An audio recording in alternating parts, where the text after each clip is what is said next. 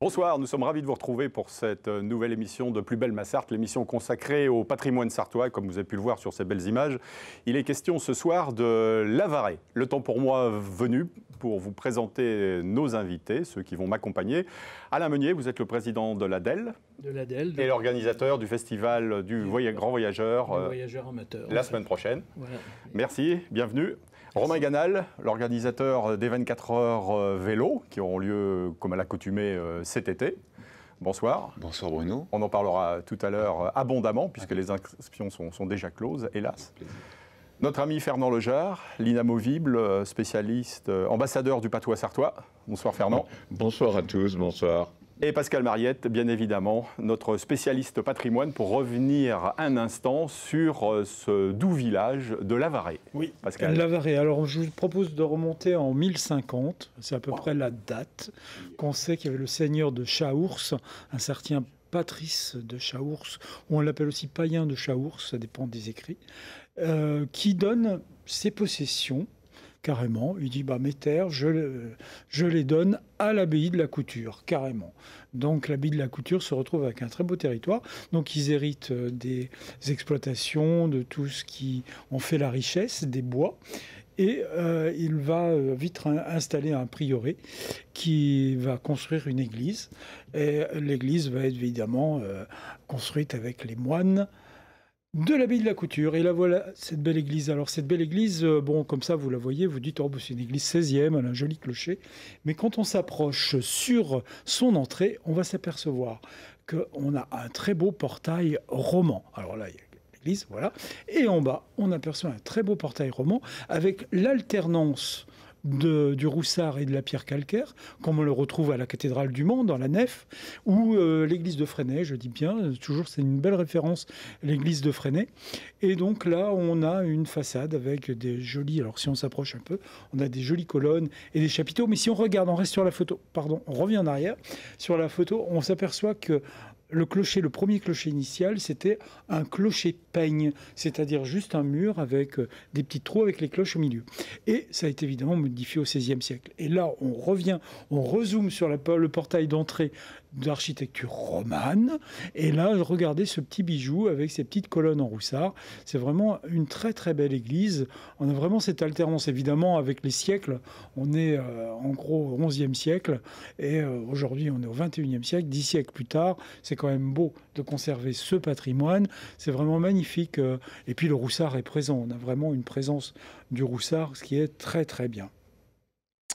Alors, quoi dire sur cette autre église? Bien évidemment, elle va trouver un clocher en 1537 au XVIe siècle et on va élancer au XVIe et XVIIe siècle, on élance les charpentes et c'est pour ça qu'on a cette charpente très, très haute qui monte vers le ciel. Et à l'intérieur, comme dans une grande partie des églises de la Sarthe, on y retrouve ces magnifiques voûtes en bois, on peut appeler des lambris, peints. Ces lambris sont peints. Et puis surtout, si on regarde bien, évidemment, le rythme de peinture, au bout d'un moment, on fait quelques petits détails à un moment, mais à un moment, on fait toujours la même chose. C'est un petit peu la même chose. Mais si on regarde plus précisément, alors on a quelques personnages, mais si on regarde plus précisément les poutres des fermes qui soutiennent la charpente, eh bien on trouve à chaque extrémité des sculptures, et il y a des sculptures assez intéressantes parce qu'on a des dragons aux extrémités qui tiennent la poutre. On a l'impression qu'avec leur gueule, ils tiennent la poutre, et je trouve ça toujours charmant. Il y a plusieurs églises dans la Sarthe qui ont ces dragons. On en reparlera pour une commune dans quelques semaines, une autre commune qui va venir, et je trouve ça toujours intéressant. On s'amusait, on faisait des choses intéressantes en sculpture. Je pense que Fernand, ça te plaît beaucoup. Et puis, on a aussi, évidemment, des peintures murales. Elles sont aussi du XVIe siècle, donc au moment du rehaussement de l'église. Et là, alors, on a une Pietà entourée d'anges, on la voit ici à l'écran. On peut voir un alors là, c'est lequel? On a un Saint-Georges terrassant le dragon, je pense que c'est ça. Il doit piquer le dragon qui doit être un peu en bas. On a un Saint-Éloi ferrant un cheval.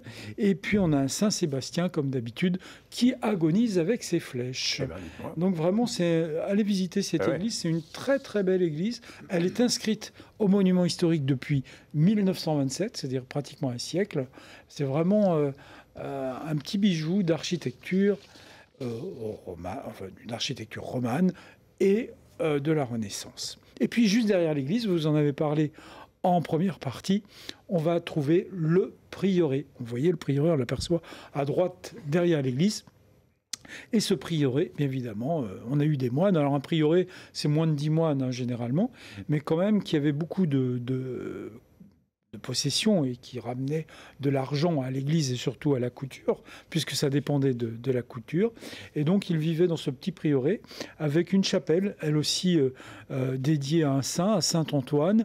Alors, tel qu'il est, c'est un prieuré, évidemment, qui a un aspect très 16e, 17e. Hein, là, les façades, on se rend bien compte qu'on est sur des belles façades de la Renaissance. Mais ce prieuré existait bien avant, donc il avait une autre allure. Mais comme votre maison, elle se modifie. Quand vous achetez une maison, vous en faites des travaux, vous en modifiez l'allure. Et puis quand on passe 10 siècles, je pense que vous vous adaptez aussi au mode du moment. Mais au XVIe siècle, on fait ce prieuré. Et puis, évidemment, il va rester un peu dans son jus jusqu'à une très très belle restauration qui a eu lieu il y a quelques années, comme vous en avez parlé, en première partie. Alors, il faut savoir que les moines possédaient plusieurs dépendances. Un colombier qui rapportait évidemment de l'argent, des granges, des douves et surtout une prison. Car l'abbé de Lavaret était avec le fermier général, ils avaient un droit de justice, comme dans beaucoup d'endroits, et donc on faisait justice aussi à Lavaret, et c'était un des moines de la couture. Voilà. Alors après, je vous propose, depuis le prieuré, de prendre le petit parcours découverte qui est derrière, si vous visitez la commune, et surtout prenez-le.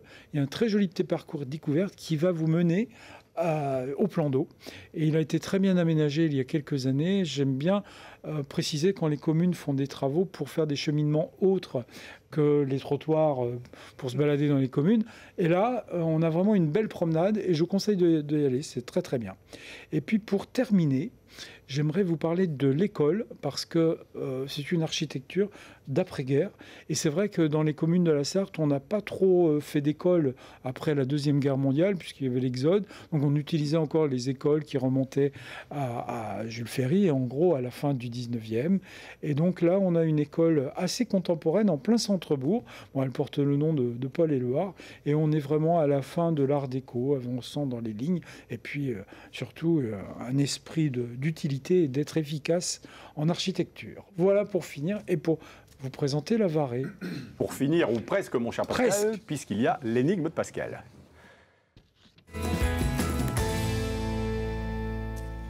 Alors sur Lavaret, j'essaie de chercher pour faire un jeu. Je dis de quoi on peut parler. Eh bien, il y a une chose assez amusante. Je vais vous poser une question. Quelle activité était pratiquée au lieu dit les tuyaux rouges à Lavaret? Alors je vous propose quatre solutions. La culture de betterave. Alors j'ai dit bien les tuyaux rouges. Si ça peut. Bon, bref. En B, l'extraction de pétrole. En C, la fabrication de tuiles. En D, la mise en bouteille de vin rouge. Bon, alors pendant que vous réfléchissez chez vous, nous, je ne doute pas que nos amis ont une idée bien pointue sur la question. Alain Meunier, hein, j'imagine que vous savez de quoi il s'agit, de quoi ça retourne, comme on dit en patois. Ça, c'est facile. Bon, Romain, une petite idée, Romain? Oui, par déduction. Ouais, alors idée. Laquelle? Des fois des surprises. Oui, moi je me lance. Ouais, bien sûr. Moi je serai sur la dernière proposition. La D, donc la mise, d'accord. Fernand? Sur la C. La C? Moi aussi, je ne sais pas pourquoi, le tuile rouge, vous avez mis l'eau à la bouche. Allez Alain, un petit pronostic? Je penserais bien aussi la mise en bouteille de vin rouge, mais est-ce qu'il y a de la vigne à la bonne question, ouais, il y en avait partout. Il y en avait partout en Sarthe à l'époque. Alors la réponse, c'est simplement les tuyaux rouge, c'était les cheminées que l'on voyait de loin en briques, qui étaient les cheminées des fours à tuiles rouges. Ah oui. Il y avait une activité de chanvre, comme toute la Sarthe, et puis aussi de tuiles pour les maisons. Alors les tuiles sont plutôt orangées rouges, hein, mais plutôt orangées, je dirais, mais les tuiles rouges. Alors on avait aussi beaucoup d'endroits rouges, hein, comme le tertre rouge. Le pétrole, ça aurait été bien. Et puis il y a le rouge du Roussard aussi. Eh oui, le chanvre, la tuile, les tisserands, tout ça, c'est des métiers d'autrefois, dont on aura l'occasion de reparler. Ouais. Super, merci Pascal pour toutes ces explications. De rien. Mais de tuiles, nous ne parlerons pas ce soir, mon cher Fernand. En patois, puisque vous avez choisi un texte qui sort un peu de, on va dire, les fagots. Texte, mais bon. Non. Ah. Disons que ça va bientôt être la période où les animaux vont rentrer en amour. Et nous, à la campagne, ce qui nous énervait le plus la nuit, c'était les chats. Hier matin, vers les 7 heures, j'allais à mon courtil. La mère Camerelle, eh ben, elle était déjà sur le bas de la porte. Ça va-t-il bien, la mère Camerelle, le matin? Ah, ça s'en tient bien, mon pauvre gars. Ah, dès que donc y a, la mère, disez-moi. Ah, vous avez donc pas entendu les marcouets qu'on rôdait toute l'année. Ces chalamberdins-là, ils n'ont fait du suie, les arrêtent dans le courtil. Et ils vont encore avec cul par-dessus la Saône. Il va falloir mettre des édins, sans ça, on aura encore rien. J'ai répondu en ricanant. Vous le savez bien, mère Camerelle, c'est votre sacré mythe qui fout la pagane. Elle ramole les marcous, elle est en rocco à nuit. Faudrait l'enferger tous les soirs, comme ça, on serait en poex. La mère Carmel, elle me tournait le dos et elle rentrait dans son étrise. Elle va encore me bouquer pendant toute la semaine. Mais c'est pas grave, j'ai payé pas un diable pour y faire oublier sa force. Bravo. À pas feutrer. Les chats, on est tous concernés, on a tous plus ou moins un ou deux chats à la maison, que ce soit à la ville ou à la campagne. Hein.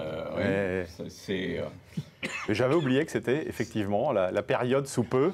Ah, hein. Ça commence. Donc, là, ça va de mi-février jusqu'au mois de mai.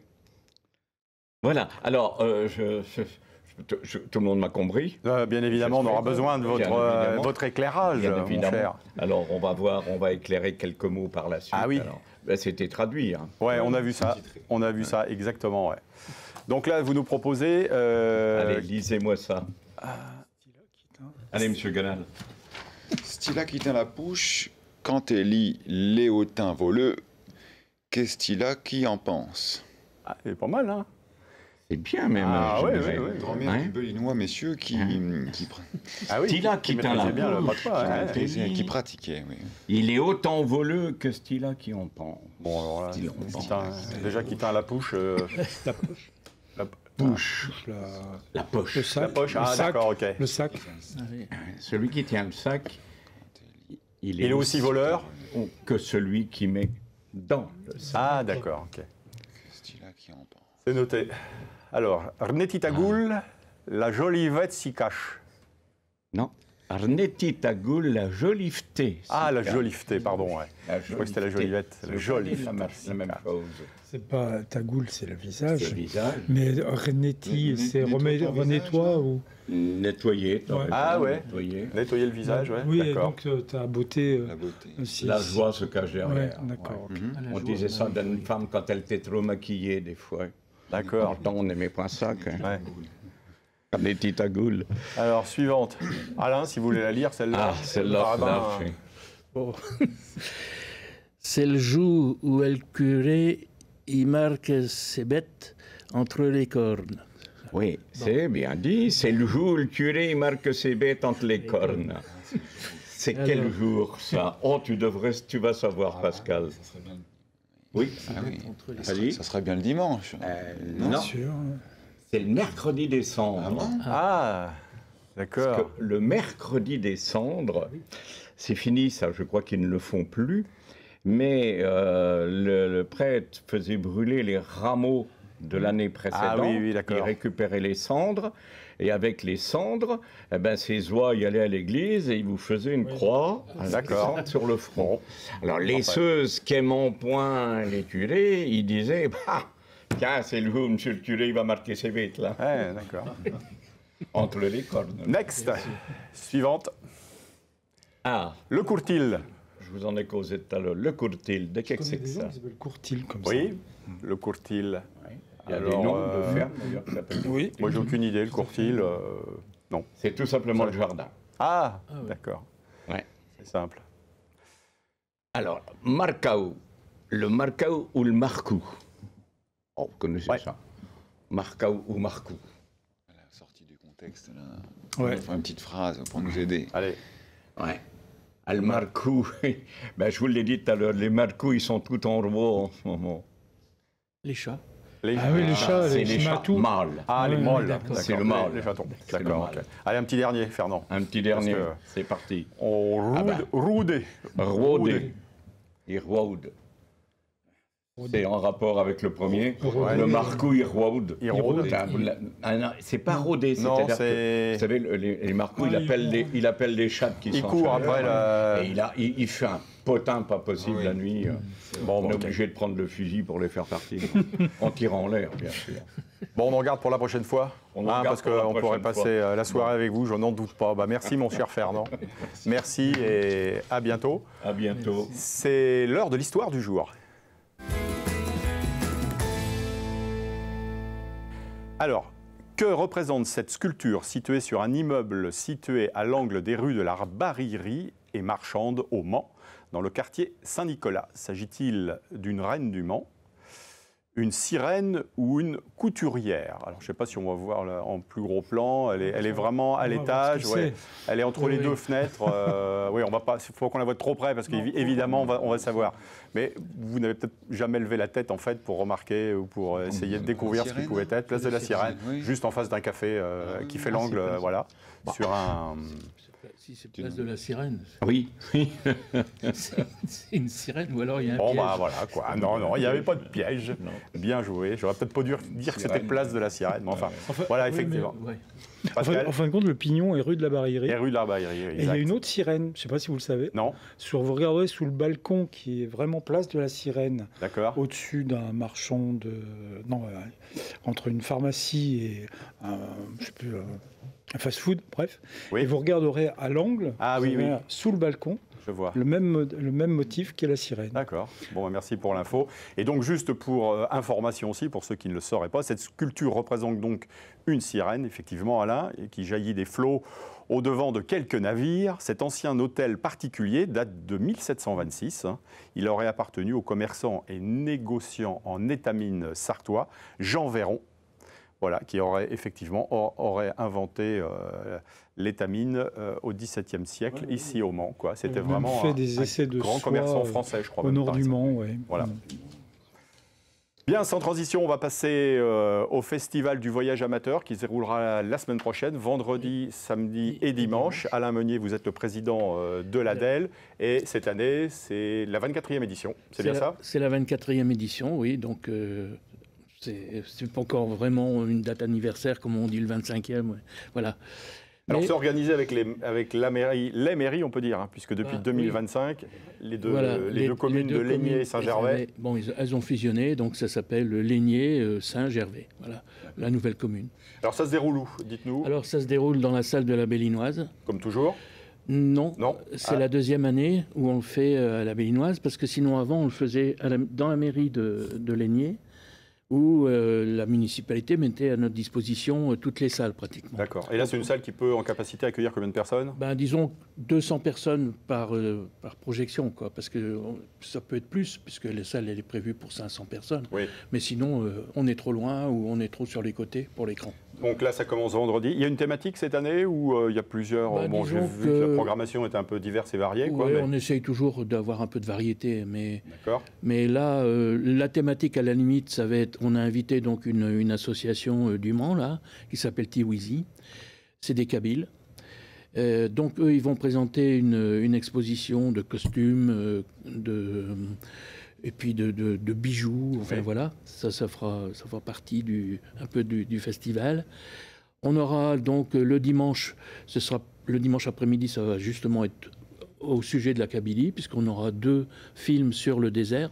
Des films amateurs, hein, parce que la thématique Voilà. de votre organisation, c'est de diffuser des films qui ont été réalisés par des amateurs Voilà. à travers le monde. Et cette Oui. année, vous avez fait une sélection. On a fait une sélection, donc vendredi soir, pour l'ouverture du festival, on va aller à Venise.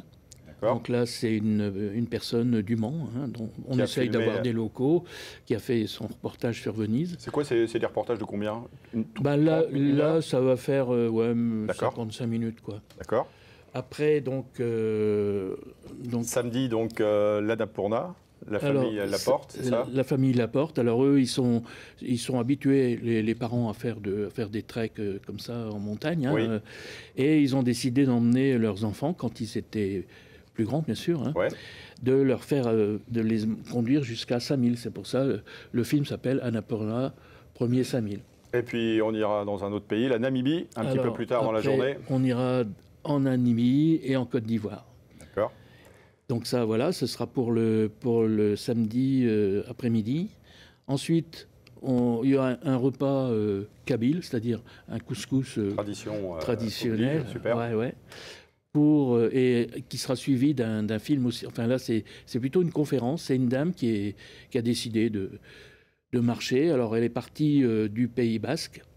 Elle a pris donc toutes les Pyrénées, enfin toutes les chaînes de montagne. Ça s'appelle l'Hexatrek, jusque dans les Vosges, quoi. Donc ça représente 3000 km, un dénivelé pas possible. Ouais. Et donc elle a préparé un genre de diaporama, enfin un PowerPoint qu'elle va commenter au fur et à mesure. Voilà, ce sera... Alain, juste, c'est important, c'est entrée, il y a un prix, une petite somme à contribution quand on essaye quand même d'être c'est raisonnable, bien évidemment. C'est raisonnable. Hein. La séance, c'est 5 €. Hein. Et puis sinon, on fait un pass pour la journée à 12 €. Et puis pour le dimanche, c'est 8 € pour l'après-midi. Donc rendez-vous vendredi. Vendredi, donc... pour l'ouverture de la 24e édition. Pour l'ouverture de la 24e édition. Donc, et à l'issue de ce premier film sur Venise, il y a la commune qui offrira le pot de l'amitié. Bon, super. Voilà. Bravo, merci d'être venu en tout cas. Bonne 24e édition. Oui. Puis, merci les amis, merci, à bientôt. Restez avec nous parce qu'on se retrouve dans quelques instants avec Romain Ganal pour parler vélo. À tout de suite.